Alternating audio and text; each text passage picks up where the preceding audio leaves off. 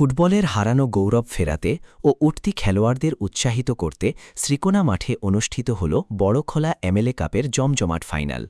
বিধায়ক কিশোর নাথের উদ্যোগে আয়োজিত এই নকআউট টুর্নামেন্টের খেলায় মাছঘাট খাসিয়াপুঞ্জিকে টাই ব্রেকারে ২-১ গোলে হারিয়ে চ্যাম্পিয়ন হয়েছে চেংদুয়ার দল। টান টান উত্তেজনার ম্যাচটি উপভোগ করার পর বিজয়ী দলের হাতে ৫০,০০০ টাকা ও ট্রফি এবং রানার্স আপ দলের হাতে ৩০,০০০ টাকা ও ট্রফি তুলে দেন বিধায়ক। আয়োজক ও অতিথিদের মতে এই অঞ্চলের ফুটবলারদের মধ্যে রাজ্য ও জাতীয় পর্যায়ে খেলার বিশাল সম্ভাবনা রয়েছে।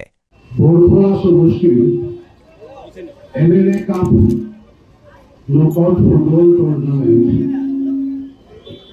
যারা আয়োজক করেছেন মাছগ্রামের সার্বজনীন শ্রদ্ধার জনগণ, সঙ্গে কিশোরনাথ ফ্যান্স ক্লাব এত সুন্দর আয়োজন করেছেন এই নকআউট ফুটবল টুর্নামেন্টের, যেটা আমরা দেখতে পেয়েছি গত ১ মাস ধরে চলে আসছে। আর আজকে তার ফাইনাল হয়েছে। দুটা টিমই বড়খোলা রয়েছে, একটা রয়েছে চেংদুয়া আর আরেকটি অপর টিম রয়েছে আমাদের এখানে